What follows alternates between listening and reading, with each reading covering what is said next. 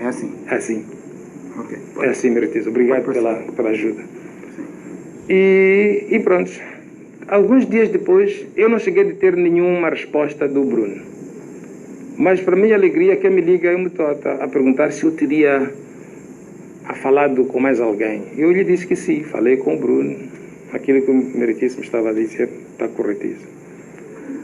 Então eu perguntei a ele por quê, o que é que está a acontecer. Ele disse, não, é porque o meu chefe, neste caso, quero presumir que o chefe do Sr. Mutota é o Gregório Leão,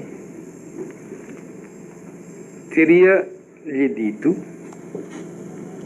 de que quando esteve nos briefings com o Presidente da República, certamente ele tem briefings semanais, ou não sei se são diários ou semanais ou mensais, não sei, mas num dos briefings, a apresentar o projeto, a apresentar esta solução da Abu Dhabi Mars, o Presidente da República terá lhe dito que ele também já tinha ouvido falar disto. Tinha ouvido falar. Mas quem levou essa apresentação ao Sua Excelência o Presidente da República foi formalmente feita pelo diretor-geral do CIS nos briefings que tem com o seu chefe, que é o Presidente da República. E o propósito da chamada do Mutota a mim, segundo ele havia acordado com o diretor-geral do CIS, era para verificar se a fonte que deu o documento ao Bruno é a mesma fonte que está a trabalhar com o Sr. Mutota, que está com o Sr. Mutota. Então, o Mutota fez essa chamada para verificar isso. E o Mutota me explicou que, porque se não se comprovasse que a fonte é a mesma, eventualmente eles iam cortar o vínculo, porque ia dar o sinal de que parece que este é um assunto que está sendo tratado por todas as pessoas na cidade de Maputo. Uma questão de segurança. Entendi. Eu disse, não, fui eu. Então, quando ele me conta exatamente isso, não, mas o chefe já teria também ouvido. Mas o que mandei, o que chegou, o que nós recebemos da Abu Dhabi Mars, era já um projeto com todo o sistema integrado. Enquanto que eu tinha dado ao Bruno era um panfleto, uma brochura, aquilo chama-se Company Profile. Mas estava lá o nome. E pronto. Então eu recebo o feedback de que parece que há vontade de se investigar mais este assunto. Então, quando nós fizemos aquele trabalho de investigação meritíssimo, é porque já havia esse sinal, este feedback. Então, ganhamos força e trabalhamos. Então, vou saltar para dizer que nós terminamos o trabalho já dos números. Terminamos o trabalho dos números, foi marcada uma reunião de novo na Presidência da República. Sou chamado para a reunião. Acho que essa reunião, a segunda reunião, tomei conhecimento com um dia de antecedência. Acho que foi. Foi lá, apresentamos os primeiros números, o custo do equipamento, as capacidades dos equipamentos, como é que nós podemos pôr isso a funcionar. Naquela lista descritiva dos itens que eu indiquei, esqueci-me de uma coisa chamada Centro do Comando e Controle, que é o cérebro de todo o sistema. Porque aquele sistema integra vários componentes de informação e também o sistema de radares que iam ser colocados na costa. Fizemos uma apresentação. Lembro-me ter reparado que neste segundo encontro onde eu fui, não estavam dois ministros. O ministro Zukula não estava, o ministro Boris não estava. Reparei nisso porque, pronto, eles tinham estado no primeiro encontro. E, em função daquilo que nós havíamos desenhado, que o projeto seria, esses dois ministros eram importantes, deviam ser integrados no projeto. Mas essa era a nossa opinião, era minha, vou dizer até certo ponto. Mas as decisões não vinham de mim. A nossa obrigação era apresentar os nossos pensamentos e havia decisões. Mas pronto, os dois ministros não estavam lá, estavam os restantes. todos os restantes estavam lá, esses 2 ministros não estavam. Fizemos a apresentação, houve perguntas, respondemos, houve mais perguntas, respondemos. Já estávamos a visualizar o sistema começava a ganhar forma. E houve a seguinte pergunta, e essa pergunta veio de Sua Excelência Presidente da República. Como é que nós vamos financiar isto? A pergunta era feita a nós, mas em parte era feita ao ministro Manuel Chang. Na nossa ideia, pensávamos que o Orçamento do Estado poderia financiar isso. Trabalhávamos pensando que o Orçamento do Estado ia financiar isto. Quando o ministro Chang, quando o Presidente da República pergunta como é que vamos financiar isto, se havia algum espaço no orçamento, havia alguma capacidade no orçamento para acomodar esse projeto, o ministro Chang naquela sala disse, abanou a cabeça, hesitante, e que ele podia ver, mas não tinha lá grandes certezas, porque havia acordos com o FMI, e se esse equipamento era militar ou não era militar, e nós não podemos, sem envolver o FMI, adquirir equipamentos militares. Falou certas coisas. E eu me lembro que uma das coisas que nós dissemos prontamente ao ministro é que aquilo não era equipamento militar. Podia-se instalar equipamento militar lá. Podia-se instalar lança-mísseis, podia-se instalar o que se quisesse. Mas aquela solução era um sistema de monitoria e proteção. Então, mas ficamos de, investigar. E fomos me lembro que fui chamado para uma reunião. O Mutota que me informou sobre a reunião, mas quando eu fui ao Ministério das Finanças, quem estava lá era o Antônio do Rosário. É a primeira vez que eu vejo o Antônio do Rosário. Não tinha o visto em toda a minha vida. Sentámos lá com o ministro Chang, primeira vez que eu vi o ministro Chang. Ele disse, olha, este sistema, os meus colegas já vinham trabalhando nisto há muitos anos, e isto parece boa coisa, por causa da componente de integração que vocês estão a trazer, mas, na minha opinião, é um pouco duro isto ser implementado pelo Orçamento Geral do Estado. Era preciso criar-se uma entidade, usando as empresas do ramo de segurança, criar uma entidade que pudesse fazer a implementação disto. E essa entidade é que iria receber os financiamentos e iria pagar os financiamentos, essa entidade privada. Era uma excelente ideia. E voltamos. E pronto, começamos a pensar nessa ideia. Eu me lembro, sentei no computador, comecei a idealizar como é que seriam estas empresas. Começamos a pôr as empresas já a se falarem. Eu me lembro que eu e o Mutota fomos falar com uma empresa chamada... Desculpa, não é empresa. Fomos falar com o Ministério do Interior. Na reunião com o Ministério do Interior estava eu, Mutota, estava um senhor chamado Tocola, acho que era o comandante da cidade de Maputo, estava o senhor Basílio Monteiro, acho que na altura era comandante-geral da polícia, não sei. Era um quadro sénior. No encontro estiveram essas duas personalidades e conversamos sobre a possibilidade de termos uma empresa do Ministério das Finanças a integrar uma possível estrutura de proteção e monitoria da Zona Econômica Exclusiva em que o Ministério do Interior pudesse fazer parte.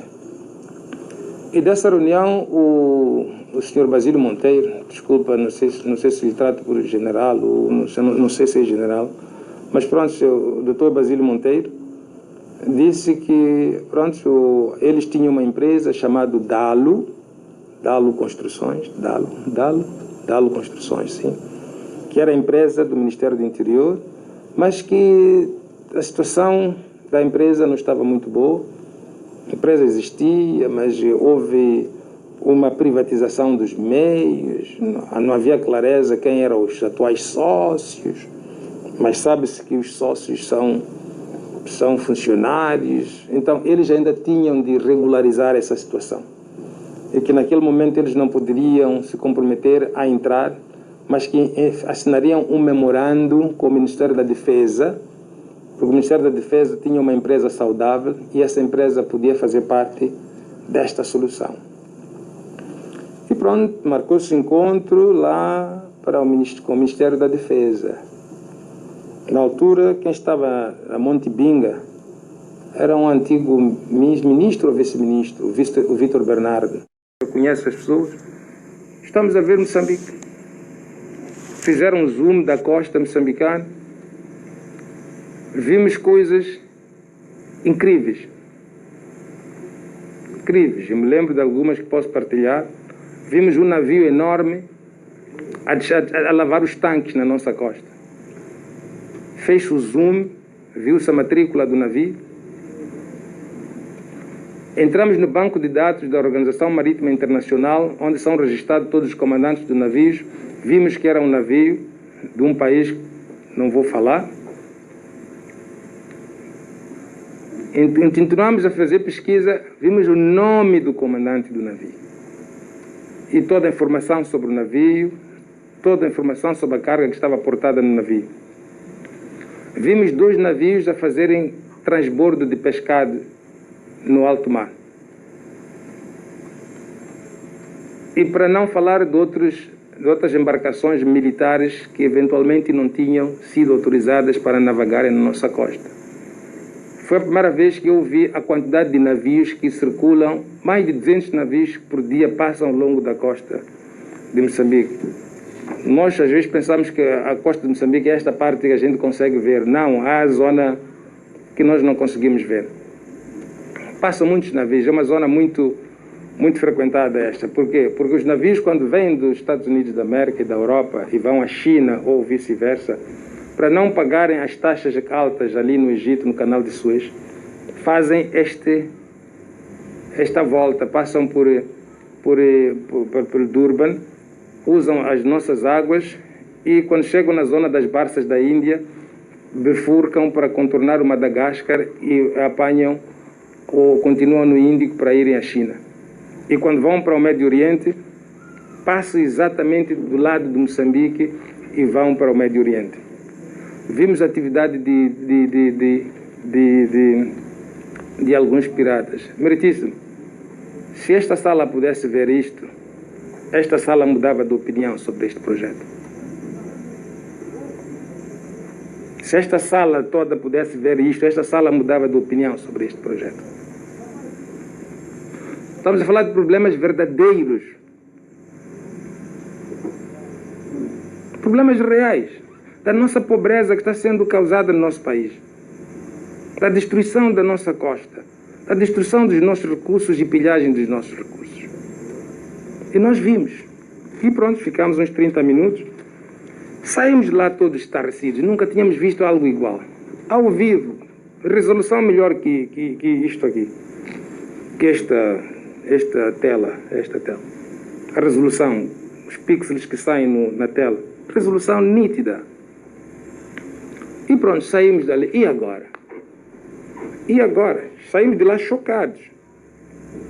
Chocados com aquilo que nós tínhamos visto. Não sei se muitos moçambicanos tinham visto aquilo que nós acabávamos de ver. E pronto, voltamos porque essa tal instalação está atravessas um pequeno rio, atravessamos de Batelão, voltamos, dormimos a pensar naquilo que havíamos visto. Pronto, jantámos, conversámos. E o dia seguinte fomos visitar, depois de termos visto os estaleiros, fomos visitar aquela zona. Fomos visitar um outro estaleiro, onde faziam embarcações comerciais e faziam também este sistema de energia eólica, estas torres para praticamente faziam a soldadura, faziam os cascos dos barcos. Faziam os cascos dos barcos num sítio, depois transportavam o casco e iam montar os sistemas interiores no outro sítio. Esqueci-me de dizer que esta empresa tem o maior pórtico do mundo, o maior pórtico do mundo. Levanta o navio, faz a limpeza do navio por baixo e volta a deixá-lo no mar. É o maior pórtico do mundo. Esta empresa adquiriu esses estaleiros daquela empresa, quem se lembra da história da Segunda Guerra Mundial, toda a marinha de guerra do Hitler, os U-2s, quem se lembra dos submarinos U-2s, foram feitos naquele estaleiro. Um dos maiores estaleiros do mundo. E nós vimos isso. É esta empresa que Moçambique vai trabalhar com ela. Pronto, voltamos. Porque eu estava lá e voltamos para Moçambique. Grande pecado nosso, não produzimos o relatório. Eu vou explicar porque não produzimos o relatório. Porque eu não produzi o relatório. Por que eu não produzi o relatório? Porque estava na visita o Rosário. O Rosário é quadro do CIS. Esperava que o Rosário produzisse o relatório. Até deve ter produzido, mas esse relatório eu não vi. E também não havia necessidade de eu ver, porque eu não sou quadro do CIS. Ele presta relatório aos chefes dele, não presta a mim. Mas pronto, eu não tenho relatório. Eu não tenho, esse aqui é o ponto. E também ficamos lá, marcaram uma segunda reunião para irmos a Abu Dhabi, porque tinham outros estaleiros lá. Fomos a Abu Dhabi. Abu Dhabi é Abu Dhabi, é a terra dos sheiks. Tinham grandes estaleiros que produziam embarcações de luxo, mas é lá onde esta organização tem os seus escritórios. Fomos de novo, nós os 4. Esta empresa produz escritórios. Fomos lá ver um paquete de luxo que estava sendo produzido para a família real.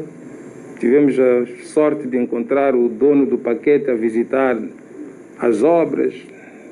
Manifestou interesse de vir a Maputo. Já tinha ouvido falar da Baía de Pemba, essas coisas todas. Dissemos, ok, podem vir. E, meritíssimo, voltamos. Foi a única instalação que nós visitamos lá, para além de termos visitado os escritórios e conhecido o próprio dono das empresas, o Safa.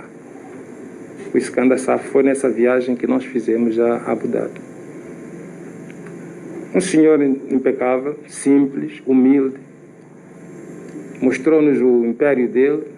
E uma das coisas que eu me lembro que ele ter dito, ele disse que fazia negócio com a alma. Negócio com alma. Eu perguntei o que é negócio com alma. Ele disse, olha, nós quando fazemos negócio, estamos à procura de relações a longo prazo. Muitas empresas fazem fornecimento, querem ganhar todo tipo de lucros e vão embora. Mas nós, quando vamos a um país, ficamos lá. Participamos no desenvolvimento do país. Montamos o escritório. Quando é possível, montamos as nossas unidades de produção. Pelo menos alguns componentes podem ser produzidos lá. E eu produzi o relatório, porque já tinha tido a experiência da Alemanha que eu não tinha visto o relatório, então produzi o relatório e submeti o relatório à Metota. Vi a Metota e pronto. O assunto foi assim.